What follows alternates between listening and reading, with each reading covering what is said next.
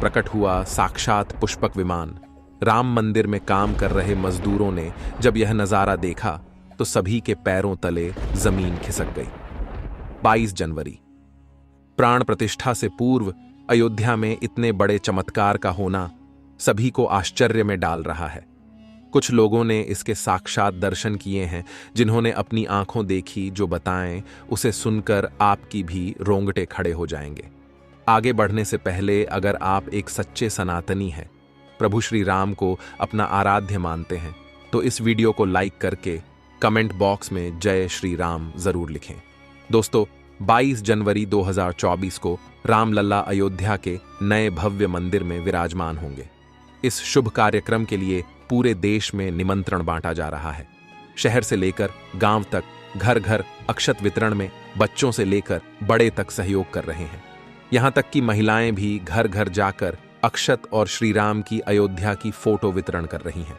अयोध्या में राम मंदिर में भगवान रामलल्ला की प्राण प्रतिष्ठा कार्यक्रम की तैयारियां तेजी से की जा रही हैं। इस कार्यक्रम को बेहद भव्य बनाने के लिए कोई कसर नहीं छोड़ी जा रही है। इस बीच राम मंदिर निर्माण का कार्य भी तेजी से किया जा रहा है।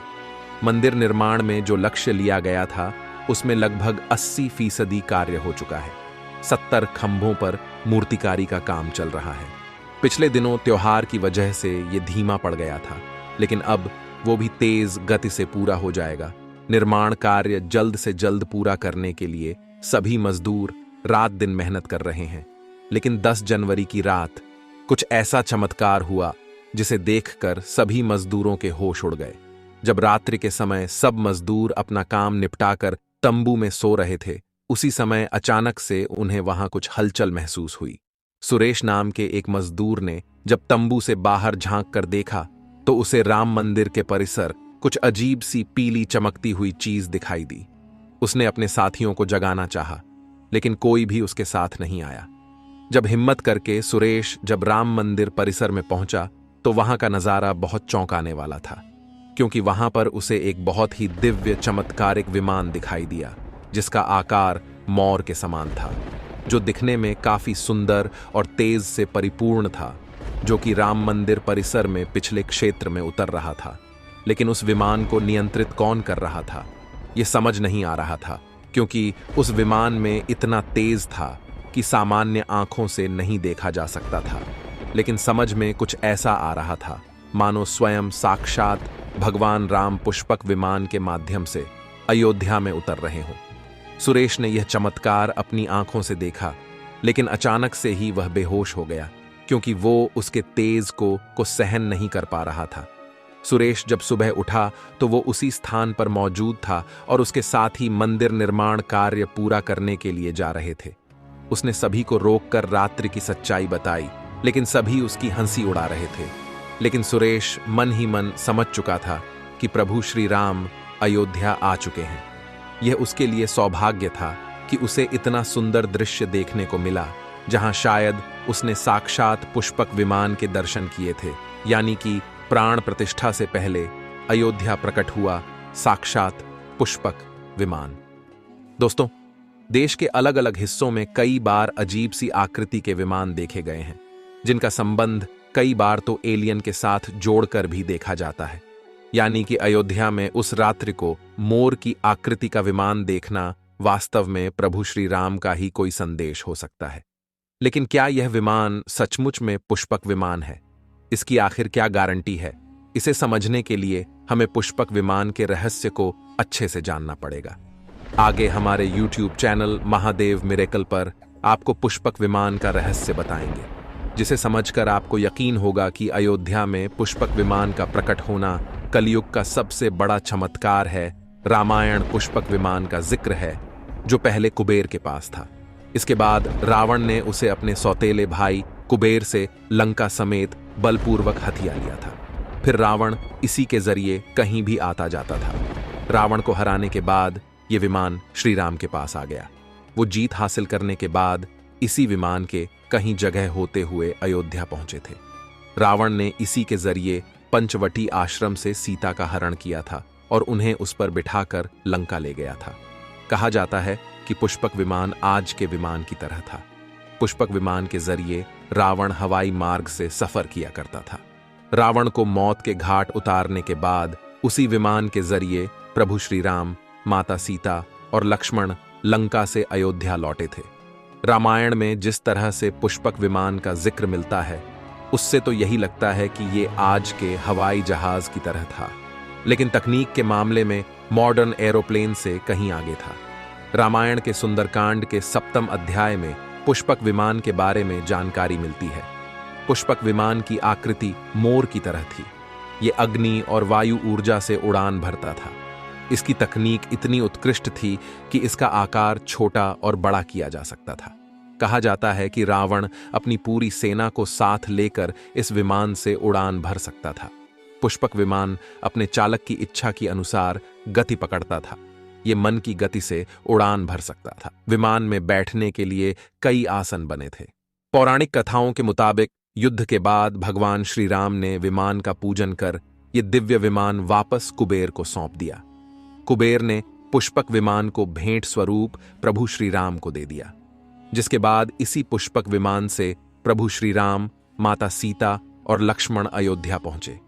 अब दोस्तों, कई हजारों सालों बाद एक बार फिर जब भव्य राम मंदिर का निर्माण हुआ है, तो प्रभु श्री राम अपने भाई लक्ष्मण और मां का सीता के साथ एक बार फिर से अयोध्या धाम पहुंच रहे हैं, वह भी अपने इसी पुष्पक विमान पर, जिसका नजारा वहां के मजदूर अपनी आंखों से देख चुके हैं। रामायण के प्रसंग में कहा गया है कि जब माता सीता को हरण करके रावण ले जा रहा था, तो रास्ते में जटायु ने अपने चोंच से रावण को चोट पहुंचाई थी। उस समय रावण पुष्पक विमान में ही मौजूद था। इसके बाद रावण ने तलवार से जटायु को लहूलुहान कर दिया था। जटायु घायल होकर जमीन पर गिर गए। जब सीता को खोजते हुए राम पेड़, पौधे और पक्षियों से पूछते जा रहे थे, तो रास्ते में घायल जटायु से मुलाकात होती है।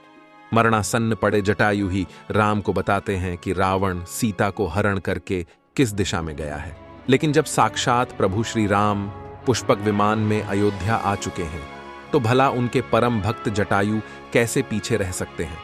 अयोध्या में रामलला की प्राण प्रतिष्ठा से पहले जनपद की सीमा में गिद्धों का झुंड दिखाई दिया है। स्थानीय लोग इसे गिद्धराज जटायु से जोड़कर देख रहे हैं। वे इसे शुभ संकेत भी मान रहे हैं। मिल्कीपुर तहसील क्षेत्र के गांव धरोली में पिछले 10-12 दिनों से गिद्धों का झुंड वास कर रहा था। हालांकि उस गांव से गिद्ध उड़ गए हैं, लेकिन अयोध्या की सीमा में यहां वहां दिखाई दे रहे हैं। गांव वालों का कहना है कि पिछले 20 वर्षों से हम लोगों ने इलाके में गिद्ध नहीं देखे। अब जब राम मंदिर बन रहा है, तो इस गांव में लगभग 50 की संख्या में गिद्ध आकाश में दिखाई दे रहे हैं। उनमें से 10-12 गिद्ध गांव में ही सेमल के पेड़ पर वास कर रहे थे। गिद्धों के दिखने की घटना को ज्यादातर लोग राम से जोड़कर देख रहे हैं और शुभ संकेत भी मान रहे हैं। 22 जनवरी को होने वाले प्राण प्रतिष्ठा के समारोह में देश के प्रधानमंत्री नरेंद्र मोदी ने देश विदेश की कई महान हस्तियों को निमंत्रण दिया है। लेकिन आपको जानकर हैरानी होगी, नेपाल में भी कुछ विशेष लोगों को समारोह में आने का निमंत्रण दिया गया है। इसके पीछे का रहस्य जानकर आपके भी होश उड़ जाएंगे, क्योंकि नेपाल को भगवान श्री राम का ससुराल कहा जाता है। क्योंकि नेपाल एक समय पर जनकपुर धाम था, जहां के राजा थे राजा जनक, और उनकी पुत्री मां सीता वहीं पर भूमि में से प्रकट हुई थी। जनकपुर धाम, जिसे मिथिला भी कहा जाता था। मिथिला संस्कृति में यह मान्यता है कि जब बेटी का गृह प्रवेश होता है, तो उसके मायके से तोहफा और अन्य सामग्री भिजवाई जाती है।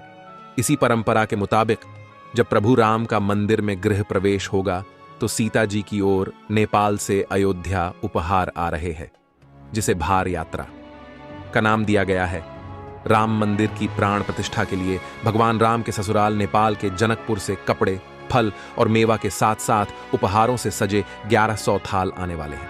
इसमें आभूषण, बर्तन, कपड़े और मिठाइयों के अलावा भार भी आएगा, जिसमें 51 प्रकार की मिठाइयां, दही, मक्खन और चांदी के बर्तन शामिल होंगे। 22 जनवरी को प्राण प्रतिष्ठा समारोह होने वाला है।